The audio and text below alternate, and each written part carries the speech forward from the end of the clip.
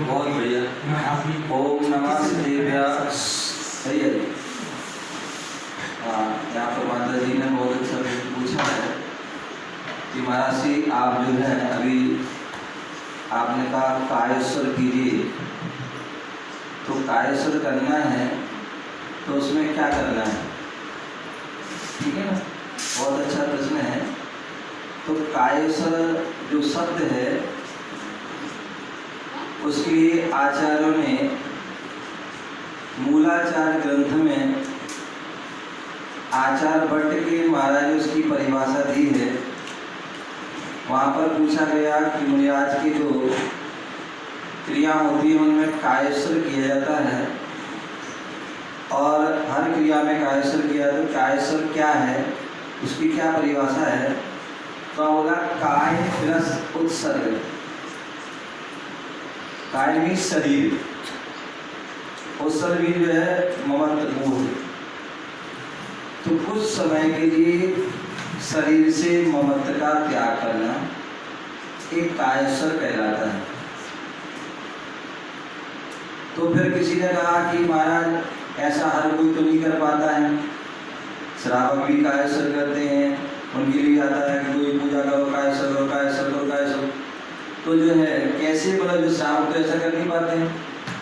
तो फिर वहाँ पर उस मूलाचार ग्रंथ में टीका में विशेष में बताया कि कायस्वर क्या, तो बोले पंच नमस्कार मंत्र पढ़ना। क्या करना? 9 बार पंच नमस्कार मंत्र पढ़ना। 5 पढ़े। हाँ, वो कायस्वर।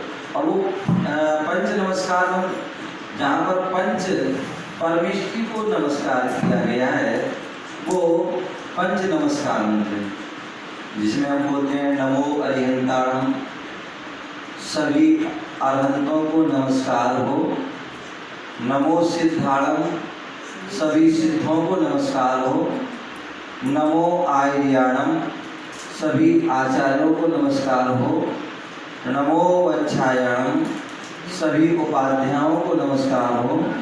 नमो लोये सभ्य सावड़, लोक के सभी साधुओं को नमस्कार हो। जो नमो लोये सभ्य सावड़ जो पद है इसमें नमो लोये सब, ये जो 3 शब्द हैं इस ऊपर से लेकर सबको लगाना है।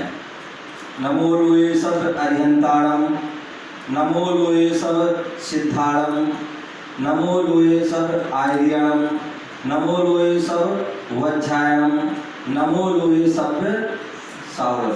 मंत्र नहीं जोड़ना है, जब हम अर्थ करेंगे तो उसमें उसको जो है विशेष जोड़ना है कि सभी अरहंतों, लोक के सभी अरहंतों को नमस्कार हो, लोक के सभी सिद्धों को नमस्कार हो, लोक के सभी आचार्यों को नमस्कार हो, लोक के सभी उपाध्यायों को नमस्कार हो और लोक के सभी साधुओं को नमस्कार। ठीक है ना। तो इस प्रकार से वो पंच नमस्कार मंत्र जो है उस कायस्वर के समय में हम कर सकते हैं। नहीं, उन शब्दों को यदि हम पढ़ लेते हैं तो उसमें सारा सार आ जाता है, पूरे भगवान की स्तुति हो जाती है और हम भगवान के पास आते हैं, गुरुओं के पास आते हैं, दर्शन करते हैं तो हम कोई ना कोई जो है इच्छा लेके आते हैं। वैसे तो हमें कोई इच्छा लेनी नहीं चाहिए, किसी प्रकार की कोई इच्छा नहीं होना चाहिए, किसी प्रकार की मांग नहीं होना चाहिए। लेकिन हम गृहस्थ हैं और गृहस्थ हो आप लोग, तो आप लोग गृहस्थ हैं तो इसलिए कुछ ना कुछ आपकी समस्या रहती है और उस समस्या का आप निदान चाहते हैं। आप भगवान के पास आ रहे हैं तो बहुत सारी समस्या लेके जाते हैं, गुरुओं के पास आते हैं तो बहुत सी समस्या है और आना भी चाहिए। आप वहाँ नहीं आओ तो कहाँ जाओगे? क्योंकि आप जो है मतलब जो है दुनिया के कहीं कोने में जाओगे, वहाँ समस्या का निदान नहीं होगा। यदि समस्या का निदान होगा तो वो आपकी यही होगा। तो इसलिए जो है हमें आपको श्रद्धा है, भक्ति है कि हम गुरु के पास जाएंगे तो वहाँ पर हो। तो इसलिए हम कुछ ना कुछ मांगने आते हैं, कोई समाधान लेने आते हैं। मैं कहता हूँ समस्या बहुत सारी है और सारी समस्या का तुम समाधान मांगने आओगे तो तुम्हें डेली कुछ नहीं मिलेगा। मैं कहता हूँ एक बार जो है अपनी सारी समस्याओं का समाधान कर लो, एक बार कर लीजिए तो आपको जो है सारा हो जाएगा, बार बार मांगने की आपको आवश्यकता नहीं है। तो बोले क्या? बोले आप जो प्रार्थना करेंगे उस प्रार्थना में ही सारी आपकी समस्या का समाधान हो जाएगा। बोले कैसे करना है भगवान की प्रार्थना? हाथ जोड़िए और सब कुछ बोलना है, मैं बोलूँगा प्राप्त हो जाएगा। अच्छेमी अच्छेमी उज्जेमी, जोर से पढ़िए। अच्छेमी उज्जेमी वंदामि नमस्सामि दुक्कखौ दुक्कखौ कम्मखौ कम्मखौ वही लाओ सुगैगमणं समाहिमणं जिन गुण संपत्ति हौ मध्यम। एक बार पुनः पढ़ेंगे। अच्छेमी उज्जेमी वंदामि नमस्सामि दुक्कखौ दुक्कखौ कम्मखौ कम्मखौ उहिलाओ सुगैगमणं समाहिमणं जिन गुण संपत्ति हौ मध्यम। चलिए एक बार पुनः पढ़ेंगे, सभी एक साथ पढ़े। अच्छेमी इसमें लिखा है, पढ़ो आगे में अच्छेमी पढ़ेगा। एक साथ पढ़िए, कागज और पीले कागज तो सब लोग, पीले कागज तो सब लोग। हाँ हो गया ये समाहिमणं जिन गुण संपत्ति हौ मध्यम। अब चलिए हाथ जोड़िए और सब एक साथ पढ़िए पढ़िए पढ़ो।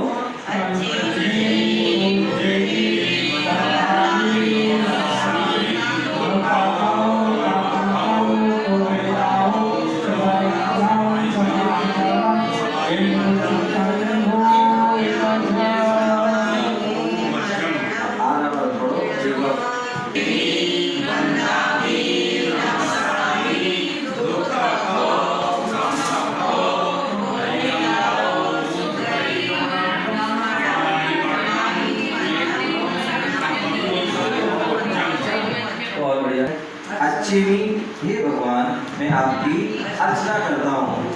पूज्यमी हे भगवान आपकी मैं पूजा कर रहा हूँ।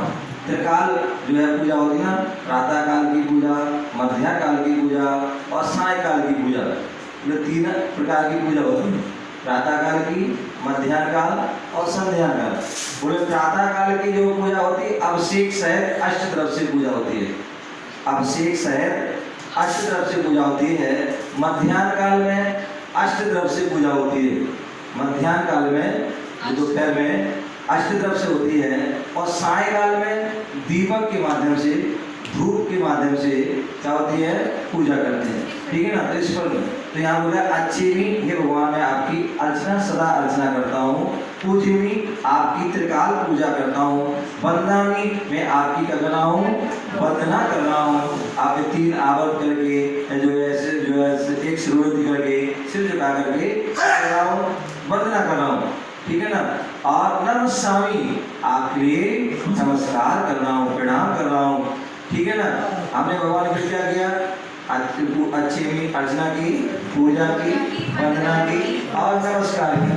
अब देखिए हम क्यों किया, फ्री में नहीं करते, क्योंकि हम जैन बनिया है, कुछ ना कुछ लाभ होना चाहिए।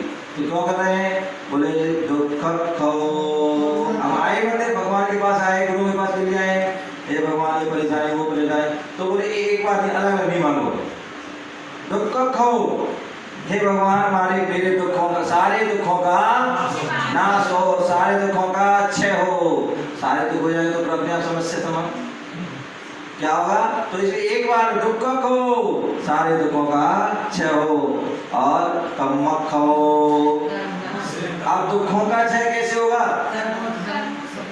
दुखों का क्षय तब होगा जब कर्म क्षय होंगे।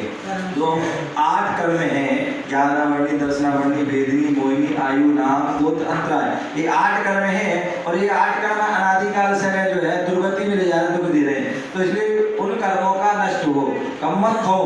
जब कर्मों का क्षय होगा, बोले भैया हमारा तो बड़ा असाता कर्म का उदय चल रहा है, ये परेशानी हो रही, वो परेशानी हो रही, ये बीमारी, ये व्यापार आदि, क्या है ये सब कर्म का उदय।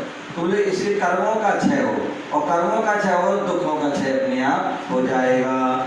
और कर्मों का क्षय ऐसे ही हो जाएगा, कर्मों का क्षय कहने मात्र से नहीं होगा, उसके लिए आपको प्रयास करना होगा, पुरुषार्थ करना होगा, कुछ अच्छे कार्य करना हो। तो क्या बोले, बोधि लाओ, बोले बोधि की प्राप्ति हो।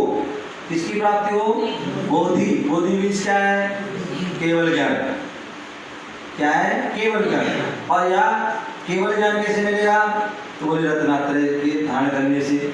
बोधि मीन्स रत्नात्रय, सम्यक दर्शन, सम्यक ज्ञान, सम्यक चार्य, ये बोधि है। और इस बोधि के माध्यम से ही उसका फल जो है केवल ज्ञान है। तो ऐसे वह क्या हो, बोधि की प्राप्ति हो। जो रत्नात्रय को धारण करेंगे, व्रत नियम संयम को धारण करेंगे, तो क्या होगा, हमारे उससे हमारे लिए केवल ज्ञान की प्राप्ति होगी। दुखों कर्मों का क्षय होगा, दुखों का भी सुगई गमनम, बोले सुगति में गमन हो। बोले 4 गतियों में से तो मनुष्य गति, त्रियंश गति, देव गति और नरक, ये सब क्या है, खोटी गति है, क्योंकि इसमें दुख ही दुख है, दुर्गति है। जहाँ पर दुख हो वह दुर्गति है, और जहाँ सुख हो वो सदगति है। तो बोले हमें जो है तो क्या हो, सुगति। सुगति माने अच्छी गति है, और सुगति कौन सी है? पंचम गति। 4 गति तो दुर्गति है, जहाँ दुख ही दुख है, लेकिन पंचम गति है, सुगति, अच्छी गति है, जहाँ पर मोक्ष गति, सिद्ध गति भी कहते हैं। सिद्धों की जो गति होती है वो क्या होती है? पंचम गति। तो ऐसी सुगति, अच्छी गति में मेरा गमन हो। लेकिन वो कब होगा? वो कब होगा? बोले समाधि मरणम, जब हम समाधि पूर्वक मरण करेंगे तभी सुगति होगी। और हम अस्पताल में मरेंगे, हाय तौबा करके मरेंगे, तो क्या होगा? वो है आपका समाधि मरण नहीं होगा, वो कुमरण होगा। वो सुमरण नहीं होगा, वो तो कुमरण होगा। जिसका सुमरण होता है उसका ही समाधि मरण होता है, जिसका कुमरण होता है वो समाधि मरण नहीं होता है। तो समाधि मरण करोगे तो सुगति में जाओगे। तो इसलिए समाधि मरण कब करेंगे? जब हम साधु संत बनते हैं, नियम संयम को धारण करते हैं, व्रतों को धारण करते हैं, तब जाके हमारा सुगति में जो हमारा समाधि में होता है। और जब समाधि में होता है और सुगति में गमन होता है, तो क्या होता है? फिर हमें क्या मिलता है? बोले जिन संपत्ति बहुमध्यम। बोले आज डेली हम चले भगवान, हमारी दुकान नहीं चल रही, हमारी फैक्ट्री चल रही, हमारा ये नहीं हो रहा, हमारा वो, ऐसे बार बार नहीं मांगी, बोले एक बार मांगी ऐसी। और ये सब जो आपत्ति, जो संपत्ति है तो आपत्ति विपत्ति वाली है। आपने धन कमाया, कब चलाया, कब क्या हो जाए कुछ नहीं पता। लेकिन ऐसी संपत्ति मांगो जो एक बार आपके पास आ गई फिर वो बार बार जाने वाली है, और जो सारी विपत्ति को दूर करने वाली है। धन, रुपया, पैसा, मकान, जाना, ये सब क्या है? तो आपत्ति को देने वाली होती है, विपत्ति को देने वाली होती है।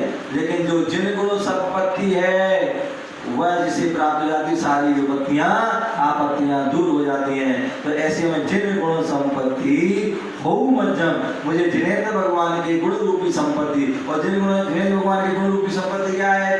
बोले अनंत ज्ञान, अनंत दर्शन, अनंत सुख और अनंत वीर के।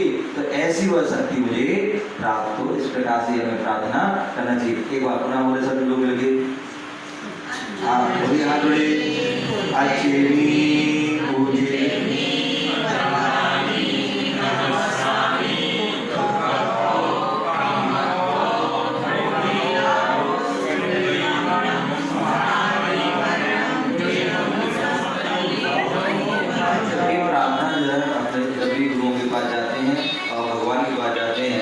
प्रार्थना को पढ़ना चाहिए।